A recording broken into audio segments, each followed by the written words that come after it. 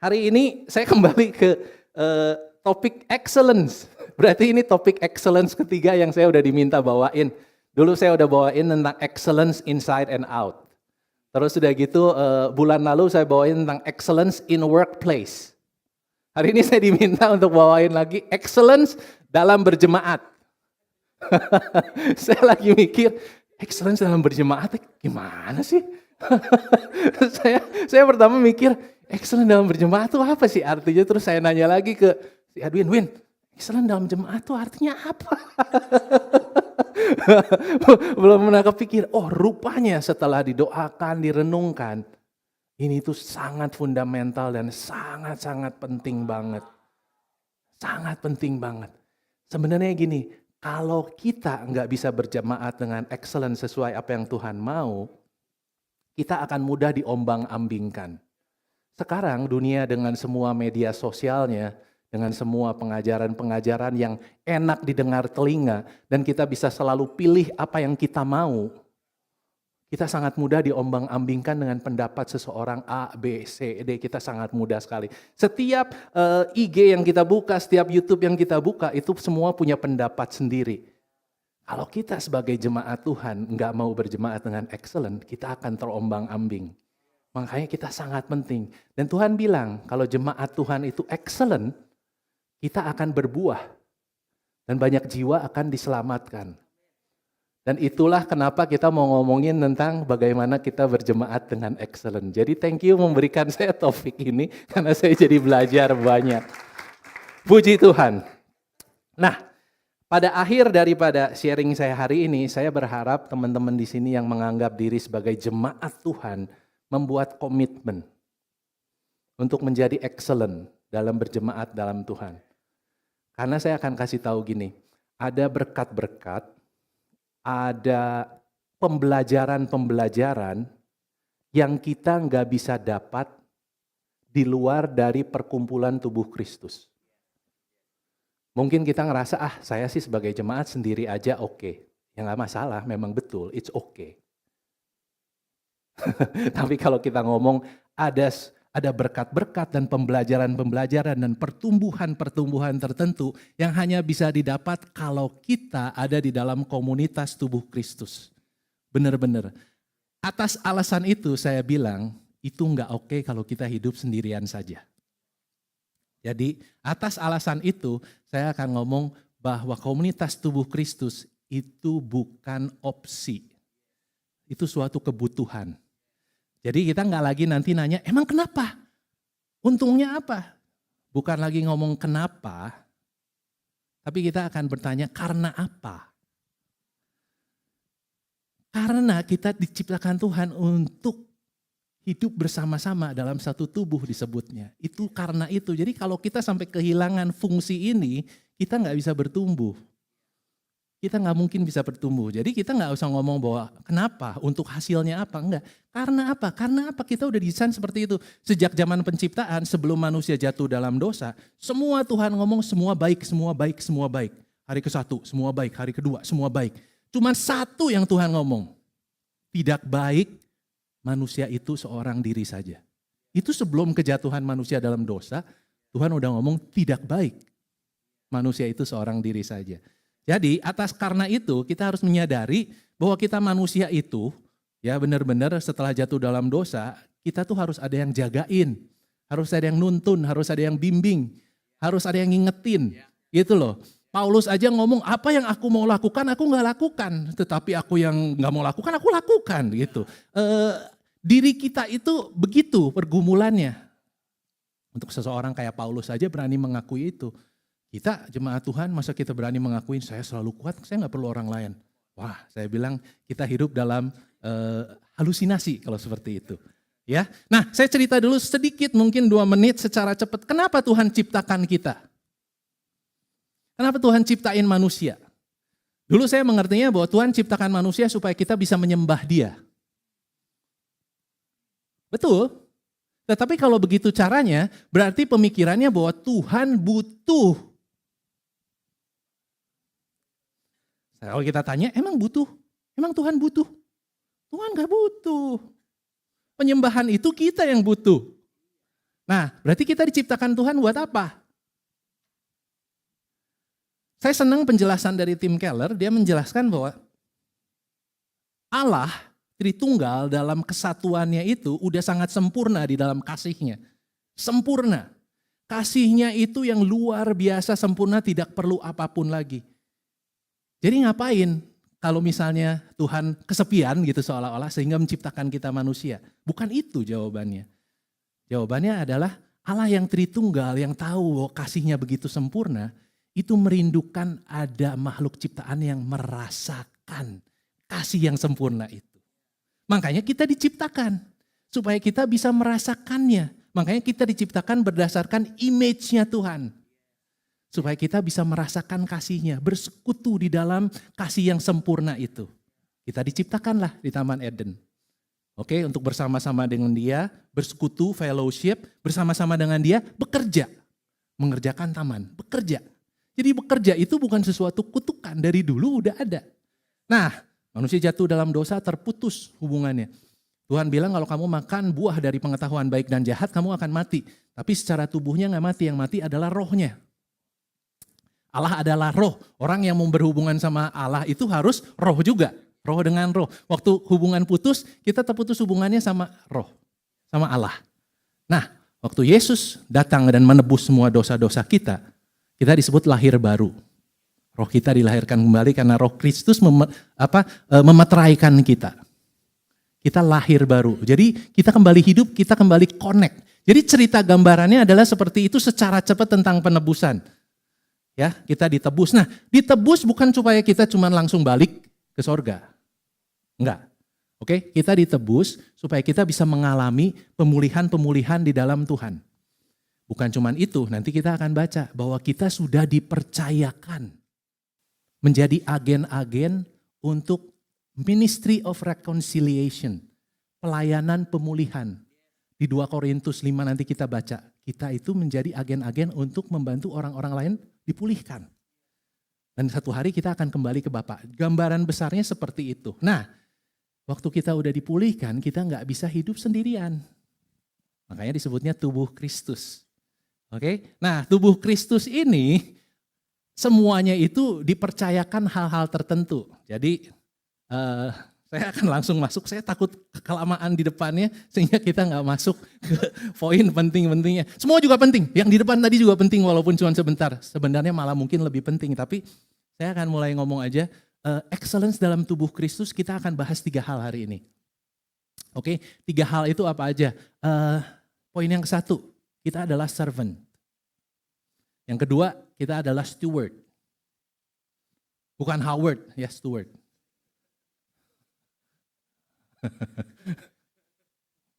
Senyum aja diam. Oke. Yang ketiga kita adalah shepherd. Nah, kita seringkali menggunakan servant sama steward secara bergantian. Sebenarnya artinya berbeda. Nah, kalau servant itu artinya pelayan atau hamba. Karena mereka melayani kebutuhan orang lain. Bahkan biasanya orang lain terlebih dahulu. Jadi tentang kepentingan orang lain dulu. Other people first, itu adalah servant. Kata kuncinya adalah penyerahan hak. Kita semua merasa punya hak. Tapi kalau kita adalah servant, kita menyerahkan haknya. Untuk kita bisa melayani. Jadi untuk orang-orang yang melayani hari ini, artinya adalah orang-orang yang berani untuk menaruh haknya, tapi untuk melayani orang lain. Steward. Steward adalah pengurus. Pengurus itu artinya bertanggung jawab atas apa yang dipercayakan. Jadi kata kuncinya adalah tanggung jawab. Jadi steward itu artinya dipercayakan apa? Ada orang yang dipercayakan uang, harus ngatur uangnya dengan baik. Ada orang yang dipercayakan waktu, harus ngatur waktunya dengan baik. Ada orang yang dipercayakan talenta, harus ngatur talentanya dengan baik. Makanya kita tahu perumpamaan tentang talenta. Yang dikasih 5, dikasih 2, dikasih 1. Mereka bertanggung jawab, satu hari akan ditanya kembali, mana talenta yang aku percayakan. Sama seperti di dalam tubuh Kristus, kita semua masing-masing diberi kepercayaan atas talenta-talenta yang berbeda, karunia-karunia yang berbeda. Itu kita perlu kembangkan. Itu yang akan ditanya dan diminta pertanggungjawabannya. Yang terakhir adalah shepherd. Shepherd adalah gembala. Saling menuntun dan saling menjaga. Kata kuncinya adalah relationship. Dalam tubuh Kristus kita perlu punya ini semua. Oke? Membangun hubungan, relationship, komitmen dalam satu relationship. Relationship itu nggak bisa terjadi kalau nggak ada komitmen. Kalau kita cuma ketemu, hai, itu terlalu permukaan. Harus ada satu komitmen untuk ketemu bersama-sama dan ketemu dalam waktu yang sama dan komitmen dalam hal bertumbuh bersama. Oke, kita langsung bahas tentang servant. Galatia 5 ayat 13. Saudara-saudara, memang kamu telah dipanggil untuk merdeka. Tetapi janganlah kamu mempergunakan kemerdekaan itu sebagai kesempatan untuk kehidupan dalam dosa. Melainkan apa? Layanilah seorang akan yang lain oleh kasih. Penting banget kita ngerti waktu kita udah dimerdekakan, kita semua bertanya, berarti saya udah diselamatkan, saya udah terima Yesus, satu hari saya masuk surga. Yes. Dan Tuhan ngomong, jangan pakai kemerdekaan itu untuk keinginan, kepentingan diri sendiri. Tapi pakailah itu untuk saling melayani. Saling melayani dalam apa? Dalam kasih, bukan dalam otoriter. Bukan dalam pemaksaan, bukan dalam manipulasi, tetapi dalam kasih. Kasih itu ada pengorbanannya. Jadi artinya apa? Kamu waktu melayani dalam kasih bukan hanya melayani dengan kamu merasa tertekan dan harus, enggak. Tapi ada sesuatu kerinduan dari dalam diri kita. Ya kan? Karena kasih itu benar-benar suatu pengorbanan karena kita mengasihi seseorang. Selanjutnya, Filipi 2 ayat 5.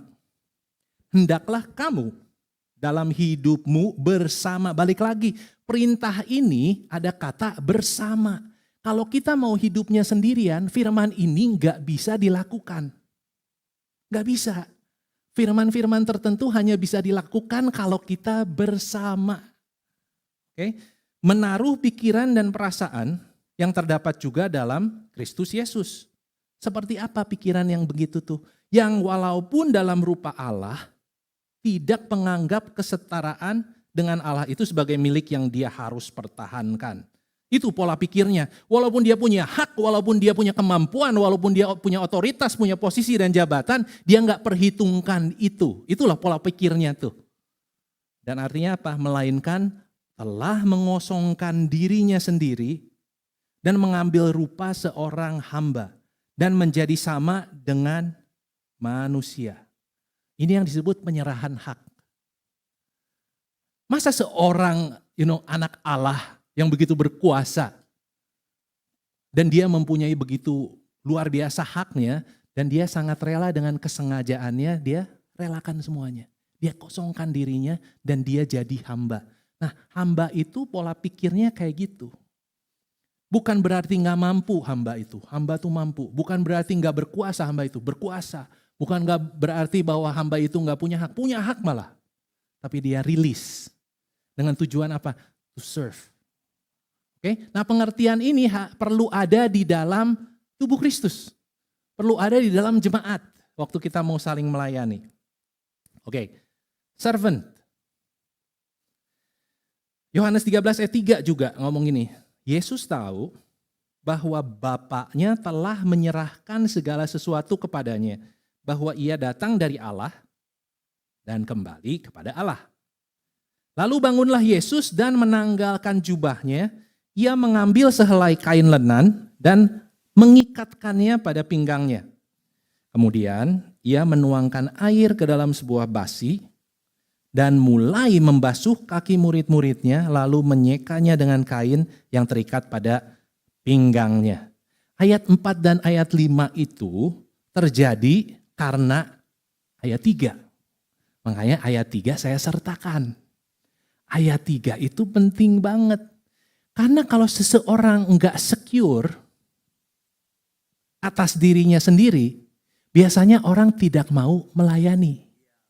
Orang perlu secure dulu untuk bisa melayani. Harus ada rasa aman terhadap identitasnya. Tahu nggak ini kenapa nggak ada yang mau membasuh kaki, padahal ada 12 murid-muridnya. Ya kan?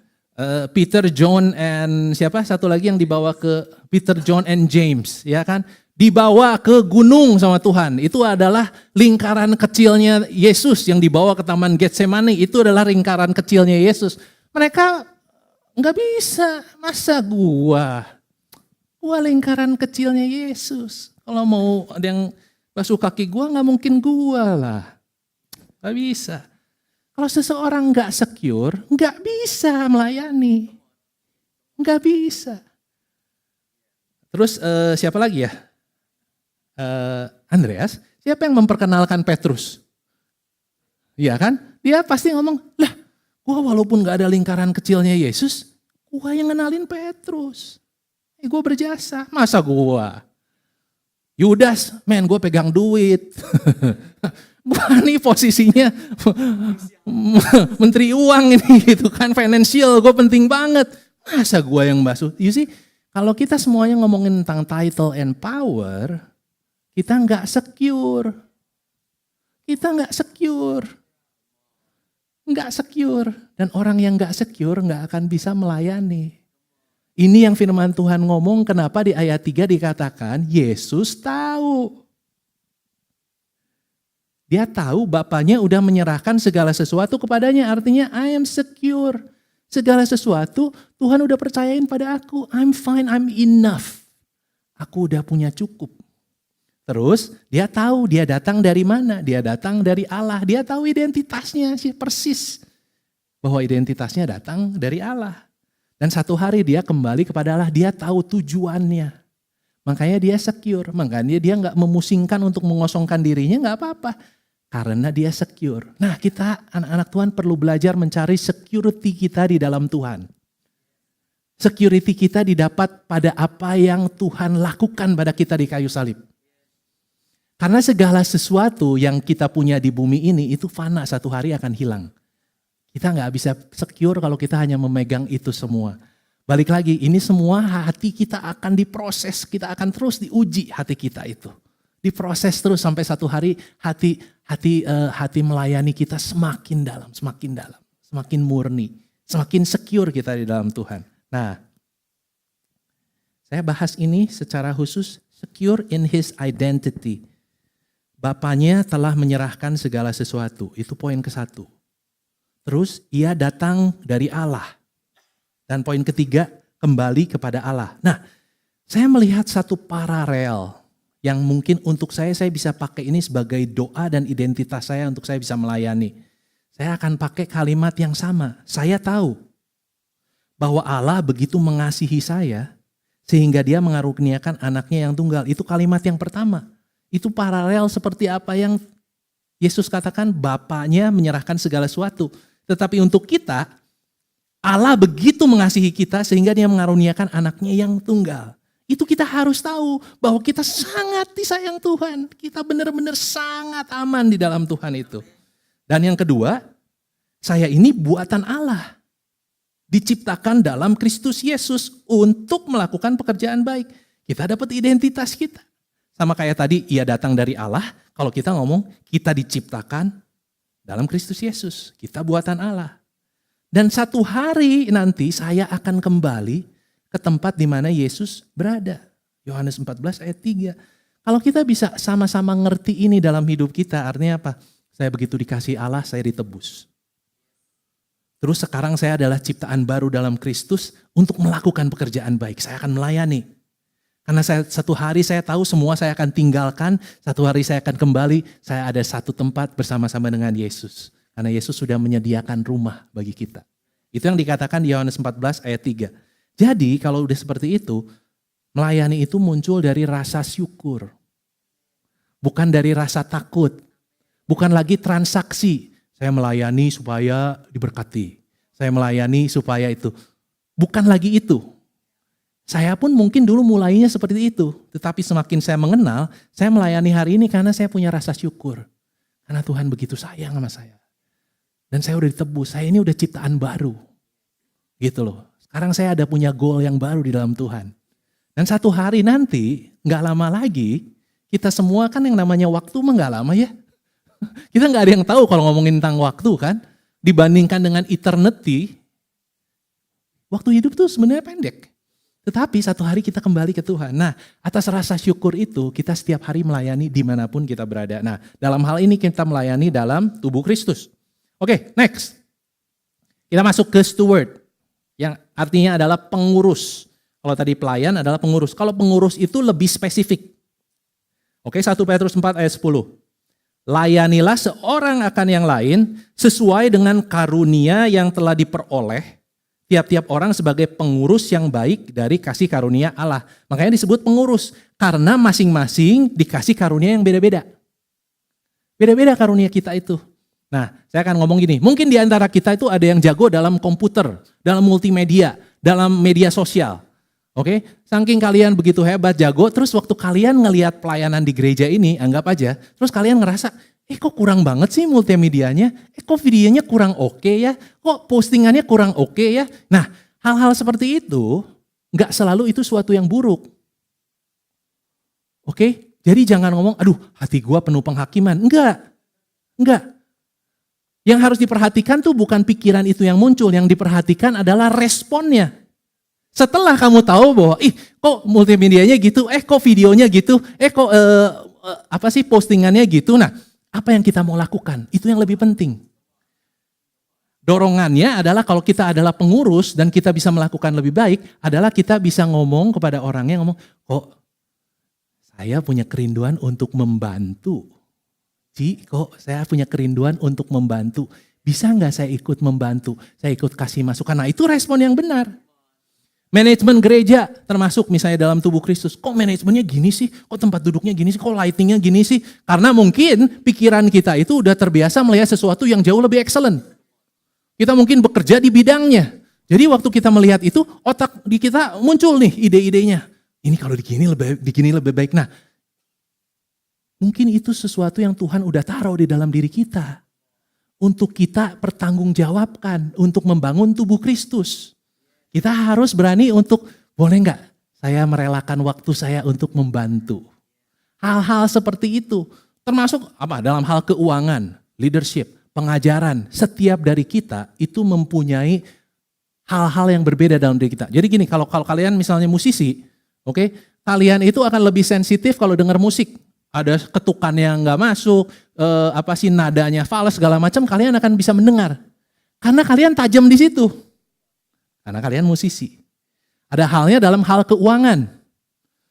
Untuk sebanyak orang mungkin nggak ngerti kalau ada sesuatu yang nggak normal dalam keuangan. Tapi untuk kalian langsung kelihatan karena kalian tajam. Ini kayaknya nggak bener nih pengaturannya. Gitu. Dalam hal leadership juga sama. Kalau saya dalam hal leadership, saya melihat ada hal-hal tertentu dalam leadership, saya lebih sensitif. Kok gini ya? Kok seperti itu ya? Nah, di antara kita itu banyak yang tajam dalam bidang-bidang tertentu. Ambil bagian. Maksudnya adalah gitu, ambil bagian sebagai pengurus yang baik. Jadi pengurus yang baik itu mengambil bagian sesuai dengan apa yang dipercayakan, tapi harus punya kesengajaan. Ya, jadi kalau kalian rindu misalnya pelayanannya dalam doa, worship, multimedia, itu semua perlu dikembangkan. Jadi mulai tanya, apa kerinduan Tuhan untuk hidup kita? Nah, saya mau sharing sedikit tentang pengalaman saya. Gimana saya bisa tahu tentang panggilan saya apa? Mungkin beberapa teman di sini juga ngomong, saya belum tahu panggilan saya apa. Spesifik saya di mana? Iya kan? Nah, saya akan cerita begini, saya memulai menjadi servant dulu sebagai jadi steward. Saya menjadi hamba dulu sebagai jadi pengurus. Saya jadi hamba dulu, baru saya jadi pengurus. Itu kalau saya. Artinya gini, saya dulu waktu terima Yesus di SMA kelas 2, saya tuh dijemput-jemput sama teman saya. Saya punya teman duaan tuh yang jemput-jemput saya ke persekutuan hari Selasa, ke persekutuan hari Sabtu, terus udah gitu ke gereja hari Minggu. Itu dijemput, full dijemput, naik motor. Dijemput selalu. Lucunya mereka berdua itu benar-benar bukan orang yang komitmen pergi ke gereja loh. Persekutuan aja juga mereka gak punya. Lucu bagaimana Tuhan menyatukan kita, akhirnya kita bertumbuh bersama-sama di dalam satu persekutuan gitu loh. Tapi mereka jemput-jemput saya. Nah, karena saya diberkati lewat pelayanan mereka jemput-jemput, waktu saya udah masuk ke dalam komsel, persekutuan, saya melakukan hal yang sama. Saya jemput-jemput. Cuman itu yang saya tahu. Saya lakukan apa yang saya bisa. Hati saya udah benar. Saya mau melayani. Jadi yang saya tahu apa? Jemput-jemput orang bisa. Bedanya kalau mereka pakai motor, saya waktu itu jemput-jemput pakai mobil. Jadi bisa beberapa orang langsung. Oke, nggak apa-apa. Itu satu. Terus udah gitu, di gereja itu saya sangat diberkati sama yang namanya praise and worship. Wah, kalau udah praise and worship waktu itu di gereja saya, wah, apa sih anak-anak Tuhan ada yang jatuh, ada yang dijamah Tuhan segala macam. Wah, sampai nangis. Wah, sama kayak di sini, sampai keringetan gitu ya pokoknya. Dan saya sangat diberkati lewat pelayanan praise and worship. Dan dalam hati saya timbul, saya juga kepengen bisa pelayanan kayak gitu. Ngeberkatin banyak orang. Mulailah saya belajar mungkin main gitar sedikit, mulai nulis, nyanyi-nyanyi di rumah. Di persekutuan saya mulai nawarin diri untuk mimpin pujian. Saya nggak tahu panggilan saya apa, cuman saya lakukan apa yang saya rasa bisa. Jadi dalam pengalaman saya itu, saya ngalamin banyak, saya misalnya ikut paduan suara sebelum jadi worship leader. Di dalam gereja saya lakuin itu. Saya paduan suara dulu, oke, terus udah gitu sebelum jadi worship leader, jadi singer dulu. Ya kan, jadi sebelum jadi singer, maksudnya sebelum jadi worship leader saya belajar dulu apa itu, kenalan dulu. Bukan cuman gitu, di gereja saya masih ingat waktu saya di Amrik, kita sama seperti inilah. Jadi saya setiap kali itu harus sama teman-teman ngeluarin speaker, ngeluarin semua alat, ngeluarin itu semua kita harus taruh, kita harus pasang speaker, kita harus gulung kabel, pasang itu kita semua. Dan begitu mulai dan selesai itu kita semua. Bahkan ngurusin kursi, termasuk mendoakan kursi, ya kan. Terus udah gitu nyuci piring, selesai kebaktian karena di sana tuh ada dapurnya. Kalau Devi tahu tuh Devi, kita tuh melakukan itu sama-sama karena kita kan nyewa tempat juga gitu. Kita melakukan apa yang kita bisa. Saya sampai di Amerika masih nyupirin juga hamba Tuhan, jemput dari pagi-pagi ke kota lain untuk KKR. Saya melakukan apa yang saya bisa sebagai hamba. Apakah saya tahu panggilan saya spesifiknya apa? Belum tahu, saat itu belum tahu. Saya menjadi pendoa di belakang layar. Jadi kalau dulu tuh kita baktian seperti ini, di belakang layar ada pendoa. Saya ikut berdoa bersama, saya ikut lakuin. Saya menjadi A-team. A-team itu artinya tim hospitality. A-team itu begitu selesai kebaktian, kita nggak langsung ngobrol sama anak-anak yang kita kenal. Kita selalu cari orang-orang yang kita nggak kenal, itu A-team. Kita berdoa dulu sebelumnya, mungkin ada sekitar 5-6 orang sebagai A-team. Jadi kita udah siap bawain makanan, minuman, nyatet nama. Saya melakukan itu, apakah saya tahu itu panggilan saya? Enggak tahu. I really don't know. Banyak hal yang saya lakukan itu saya nggak tahu, cuman saya punya hati aja, Tuhan saya mau melayani. Di luar dari itu, jadi kalau orang mungkin ngomong bahwa, gue berarti pelayanannya kayak full time. Enggak lah, saya tetap mahasiswa full time. Cuman bedanya saya Senin sampai Jumat, saya benar-benar di perpustakaan. Tapi kalau udah Sabtu Minggu, wah udah. Tapi bukan cuman itu, Selasa saya ada doa. Ada doa, sama-sama doa. Terus Jumat ada persekutuan. Terus Sabtu ada youth. Nah, kenapa saya harus ngomong kayak gini? Waktu saya memberikan diri saya untuk jemaat atau tubuh Kristus, saya bertumbuh, saya berkembang, saya melakukan dengan excellent apa yang Tuhan percayakan pada saya. Baru ujung-ujungnya saya ngerti, panggilan saya lebih ke arah worship. Makanya di sana saya dipercayakan menjadi music director, ya kan, ngajar, kita interview orang dan sebagainya. Waktu saya di Amerika sana sempat ngalamin seperti itu. Kenapa? Mulai kenal. Rupanya hati saya di sini, rupanya hati saya di situ. Sampai ke Bandung pun saya tetap melakukan itu. Nah, kenapa saya bisa ngajar? Karena waktu di Komsel, kerinduan saya adalah selalu untuk sharing. Salah satu panggilan saya adalah exhortation, penguatan dan nasihat. Itu. Jadi waktu saya ngajar, biasa saya ngerti, saya bisa lebih relate biasanya gitu. Saya biasa ngajar. Nah, saya menemukan panggilan saya hanya karena saya membiasakan diri untuk selalu ambil bagian. Akhirnya saya menemukan panggilan saya. Enggak langsung saya ngerti. Bertahap Tuhan tunjukkan, kamu tuh tajamnya di sini. Nah, kalau hari ini saya udah lebih ngerti. Waktu saya mimpin Komsel hari-hari gini, saya pun mulai ngerti. Orang-orang di bawah saya harus bantu untuk tajam di bidangnya. Jadi saya tuh punya core team tuh satu. Yang saya pusingin dia pokoknya kalau kamu mah pusingin untuk ngajar aja. Karena kamu bagus researchnya. Kamu struktural ngajarnya. Mirip kayak saya bilang. Kamu di situ. Ada satu orang tuh yang namanya penjala. Kemana-mana dia rame, kemana-mana tukang ngajakin orang. Pokoknya tiap kali ada komsel dia yang ngajakin aja. Secara firman dia gak terlalu kuat, tapi secara ngajakin orang, wah dia selalu kuat. Ada satu orang yang bagus manajemennya, strukturnya, itu ngatur. Kalau kita bikin acara, kalau kita bikin ini, dia selalu yang ngatur. Ada timeline-nya. Di komsel aja ada timeline-nya. Wah seperti itu. Jadi ada yang pendoa. Ada yang khusus konsumsi. Ya istri saya khusus konsumsi. Dia selalu memasak dan melakukan. Itu semuanya tuh ada bidangnya. Waktu saya punya core team seperti itu, saya pastikan mereka melakukan bagian-bagian itu. Supaya mereka menjadi pengurus yang setia di bidangnya. Mereka bisa melakukan. Nah kita kalau udah jadi pemimpin, tanggung jawab kita untuk dalam tanda kutip mengurus orang-orang yang Tuhan percayakan. Makanya kita perlu tahu orang-orang saya kuatnya di mana. Begitu loh ya. Jadi ceritanya saya pengen bahwa kita semua bukan cuma dari hamba tapi naik menjadi pengurus. Pengurus itu lebih spesifik pada bidang-bidangnya. Oke, amin? Oke, let's go. 13 menit. Saya rasa belum cukup. Oke. Roma 12 ayat 6. Demikianlah kita mempunyai karunia yang berlain-lainan menurut kasih karunia yang dianugerahkan kepada kita. Nah, jika karunia itu adalah bernubuat, baiklah ia melakukannya dengan iman. Jika karunia itu melayani, baiklah ia melayani. Jika karunia itu mengajar, baiklah ia mengajar.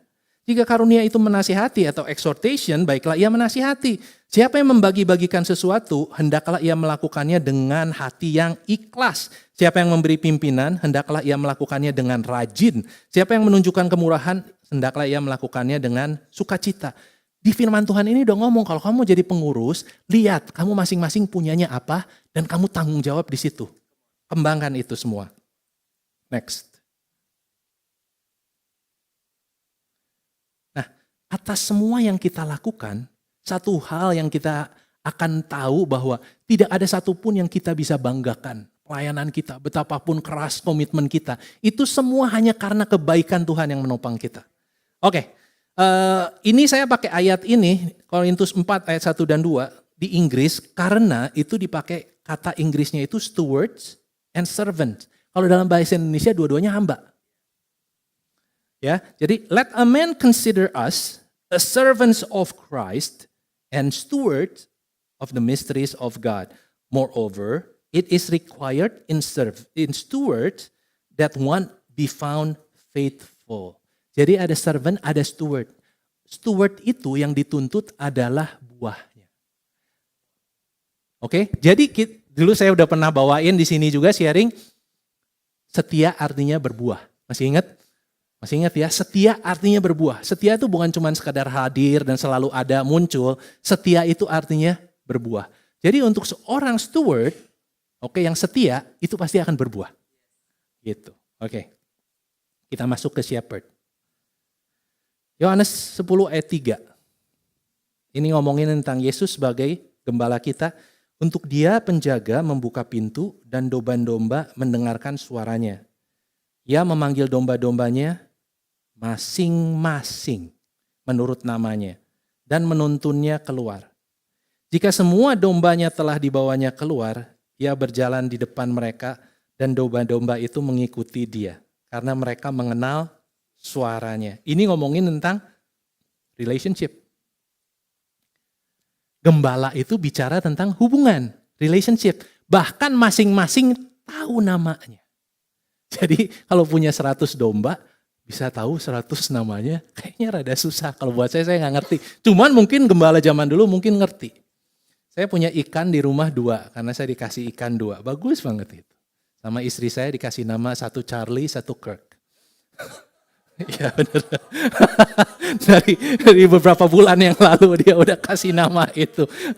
Karena apa? Karena buat dia pengen tahu nih bahwa kalau dogi-dogi saya aja ada namanya, rabbit saya ada namanya, ikan juga perlu ada namanya. Jadi dia kasih nama. Tapi artinya apa? Setiap kali dia kasih makan, dia panggil namanya.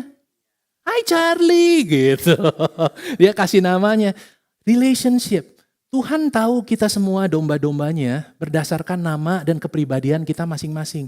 Tuhan itu nggak melihat kita semuanya menjadi sama. Tuhan tahu persis kita tuh apa, siapa, apa yang kita lagi hadapi. Demikian kita harus saling mengembalakan kalau kita harus benar-benar ambil waktu, komitmen, bangun hubungan. Oke, nah ini nggak bisa terjadi kalau kita nggak mau ikut dalam komunitas. Ini nggak bisa terjadi kalau kita nggak ada dalam komsel atau persekutuan atau apapun yang ada programnya di sini. Kita perlu komit bertumbuh bersama-sama. 1 Tesalonika 5 ayat 11. Karena itu nasihatilah seorang akan yang lain dan saling membangunlah. Seperti yang kamu sudah lakukan. Ayat 14. Kami juga menasihati kamu, saudara-saudara, tegurlah mereka yang hidup dengan tidak tertib, hiburlah mereka yang tawar hati, belalah mereka yang lemah, sabarlah terhadap semua orang. Tuhan udah ngomong, saling mengembalakan, saling menuntun, saling membimbing itu seperti ini. Saling menasehati, saling membangun, bahkan menegur, menghibur, membela, sabar. Jujur saya waktu saya terima Yesus SMA, saya punya satu komsel yang begitu dekat banget sama saya. Dekat, saking dekatnya, saya sebenarnya waktu udah lulus SMA 3, saya gak mau pergi keluar. Bener-bener saya gak mau. Saking dekatnya saya gak mau ninggalin komsel saya. Gak mau.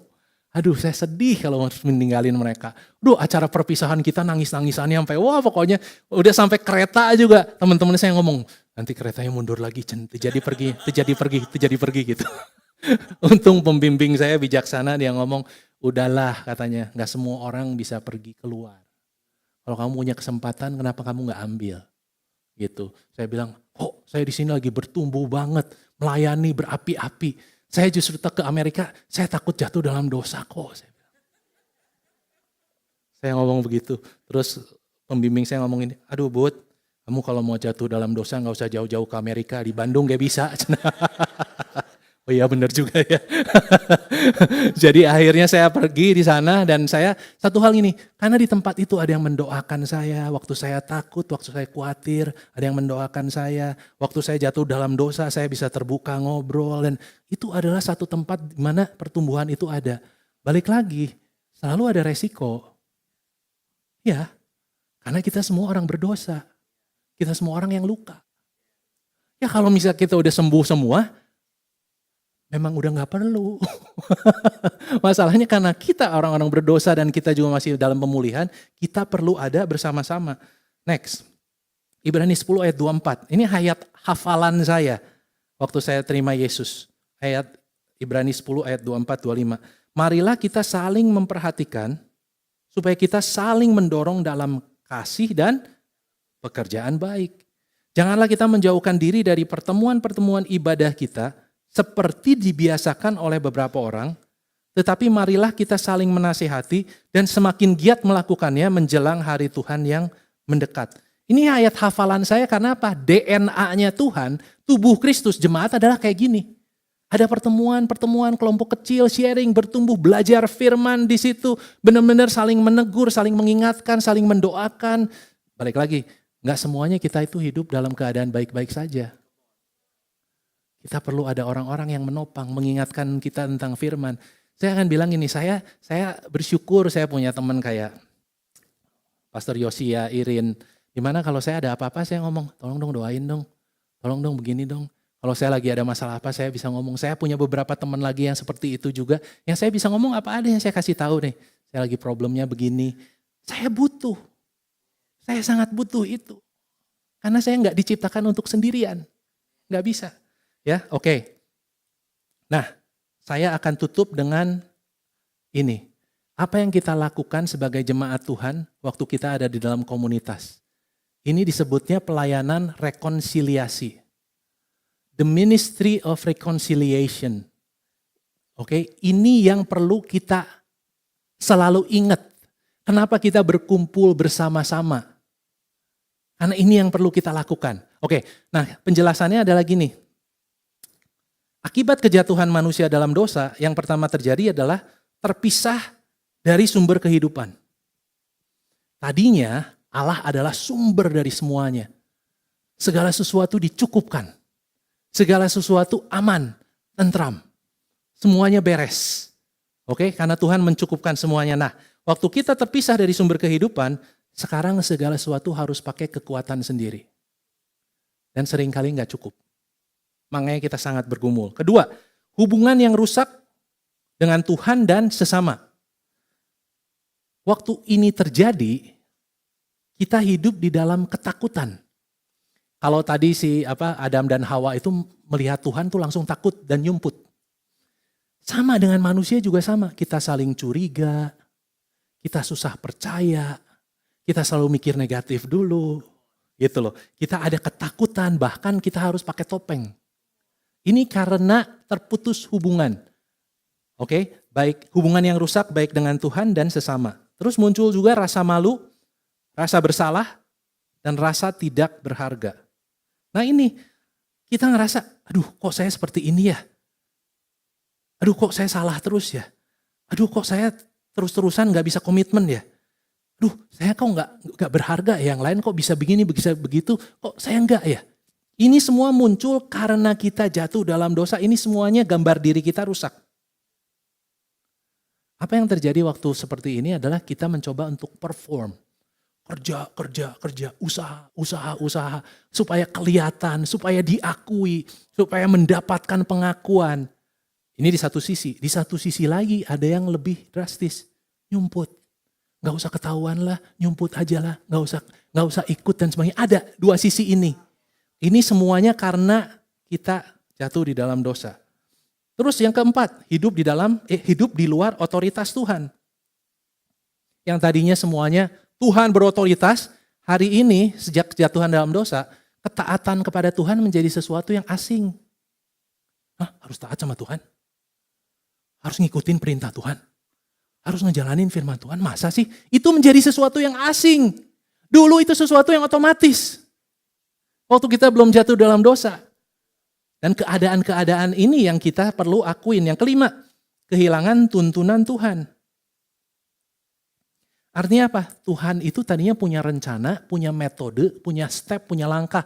Artinya ini, kalau kamu mau melakukan ini, kamu lakuin gini ya. Kalau kamu mau ini, kamu lakuin ini. Tuhan tuh udah punya step by stepnya. Waktu kita keluar, kita kehilangan ini semua, kita bingung. Aduh harus gimana caranya ya? Aduh gue lagi ngalamin ini gak tahu gimana caranya. Gitu. Ya, itu yang terakhir, kita hidup tanpa kendali.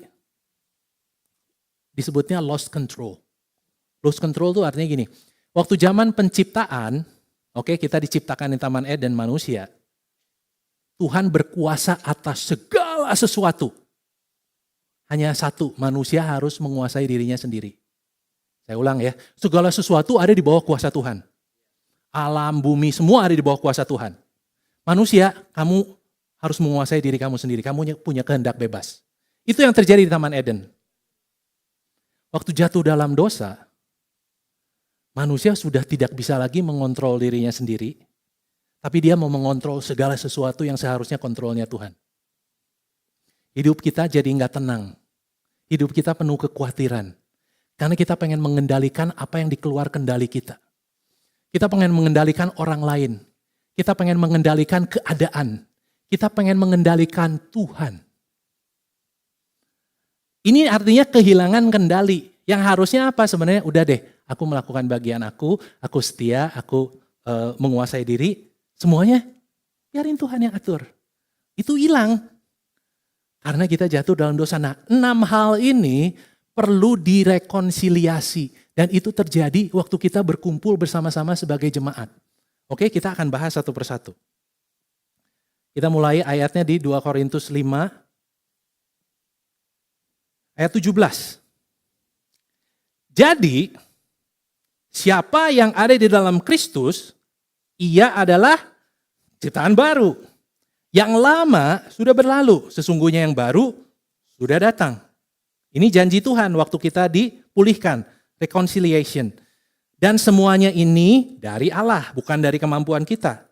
Yang dengan perantaraan Kristus telah mendamaikan kita dengan dirinya. Balik lagi, karena Allah sendiri yang mendamaikan kita lewat Kristus.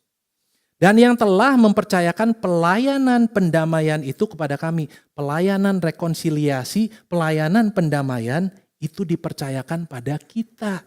Please understand this. Kalau hari ini kita masih hidup, kita belum kembali ke rumah Tuhan, karena kita perlu melakukan pelayanan rekonsiliasi ini.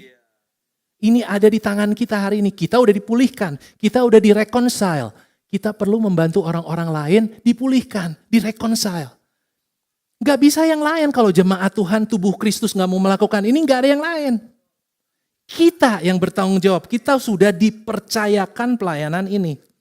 Nah, pelayanan rekonsiliasi itu jadi artinya seperti apa? Artinya gini, kita semua kembali kepada sumber kehidupan.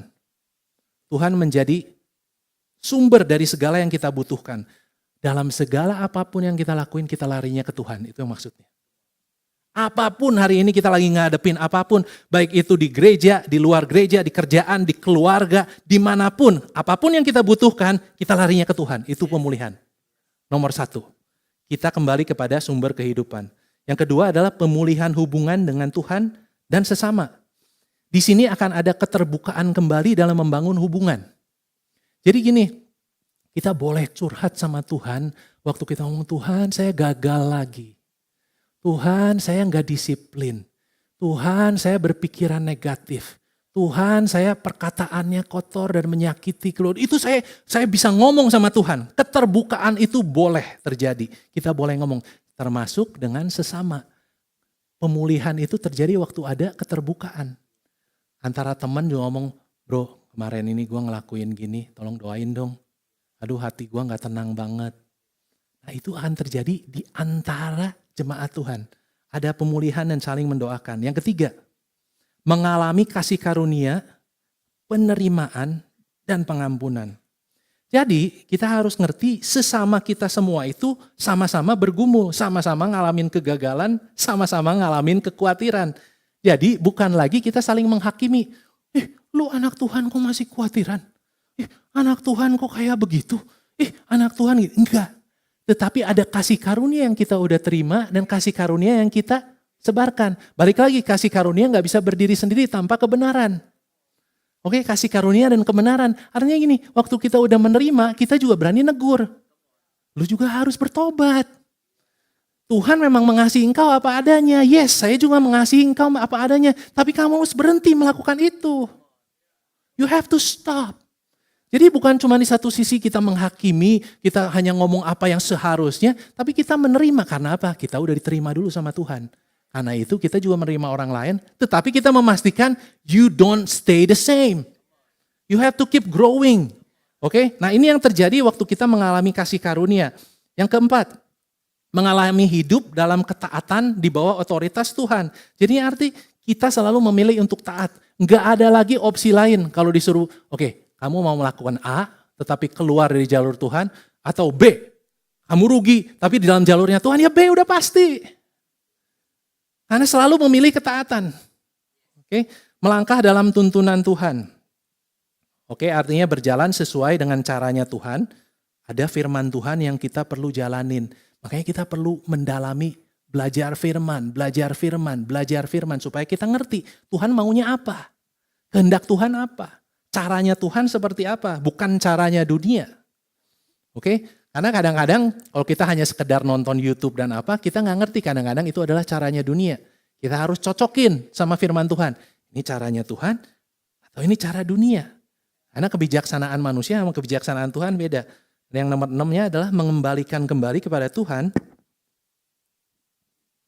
apa yang memang ada di dalam kendalinya Tuhan. Artinya gini, kita belajar untuk mengendalikan diri, tapi mengembalikan apa yang ada di dalam kendalinya Tuhan. Kita akan belajar untuk berserah, untuk istirahat.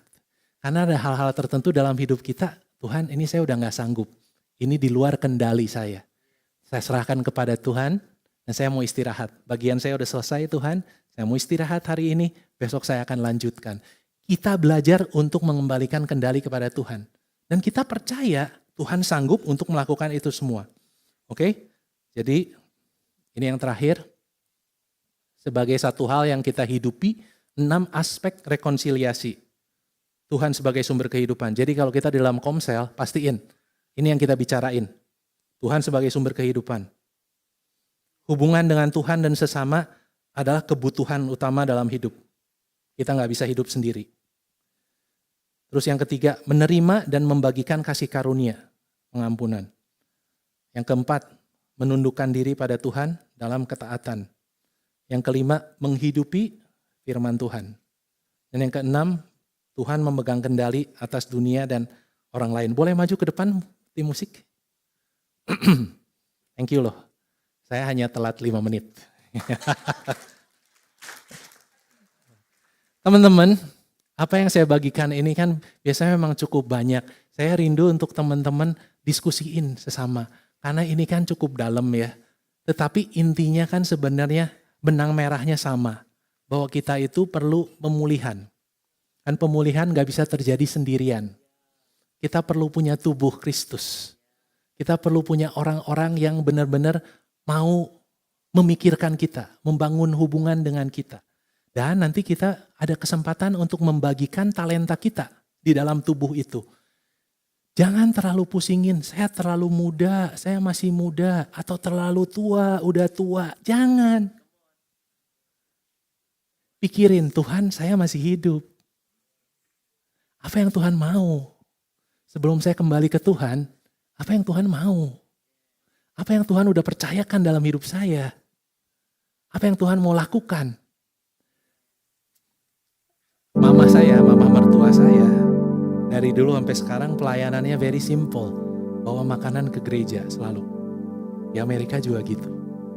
Tetapi satu kerinduan dia adalah dia selalu meluangkan waktu untuk dengar teman-temannya curhat. Dalam kesehariannya dia bisa angkat telepon, dia ngedenger, aduh ses, hidup saya lagi begini gitu ya. Terus aduh kamu gini aja, kamu gitu aja. Terus si mami doain. Kadang gak cuman gitu. Si mami kadang-kadang samperin. Kadang-kadang beda kota loh. Si mami samperin. Kadang-kadang dibawa pergi keluar untuk penghiburan. Kadang-kadang dikasih tas. Kadang-kadang dikasih gift. Layanan mami gak banyak benar-benar. Tetapi hati dia adalah untuk selalu about people, relationship, restoring. Dari zaman mami waktu dulu masih buka salon di Jakarta, dia selalu coba untuk menginjili, mengabarkan baik selalu. Dia adalah seorang pendoa. Ada yang kenal sama mami mertua saya? Gak ada kan? Dia gak punya YouTube, dia gak punya IG. Wah.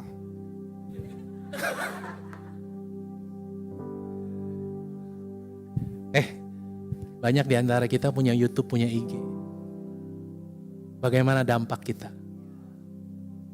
We can do at least a little bit. Apa yang Tuhan udah kasih ke dalam diri kita. Jamah orang-orang, mungkin cuma ada 3-5 orang di sekeliling kita yang Tuhan perlu jamah. Itu adalah bagian kita yang perlu kita pertanggungjawabkan. Mungkin bagian kita adalah untuk kita join dalam Komsel. Saya akan ngomong gini, kalau kita join sama Komsel itu jangan ngomong saya dapat apa di Komsel. Dapat mah udah pasti. Harus nanya, saya mau bagiin apa di Komsel? Keberadaan saya apa? Ya boleh kalau mau tepuk tangan sekalian. Support pastor kita. Tapi saya selalu bertanya begitu, Tuhan kalau saya ke Komsel, apakah kesaksian saya menguatkan orang lain? Kadang-kadang waktu saya ngomong tentang kejatuhan saya atau misalnya kegagalan saya atau problem yang saya lagi alamin, ada orang yang diberkati loh. Karena artinya apa? Gua gak sendirian loh.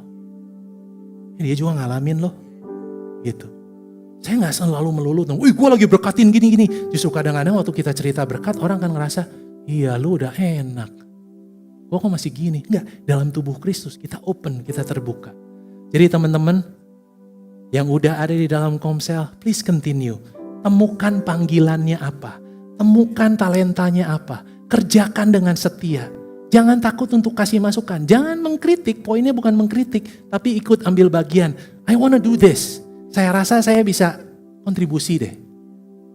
Untuk yang belum, please kasih kesempatan, jalanin firman Tuhan. Ikut, gabung, komit. Saya tahu ada beberapa teman, yang mungkin pernah ngalamin trauma. Tapi jangan jadikan itu pembatas untuk kita gak bertumbuh lagi dalam Tuhan. Please, Kasih kesempatan untuk Tuhan kasih lihat ini loh tubuh Kristus. Kamu bertumbuh di dalamnya. Amin.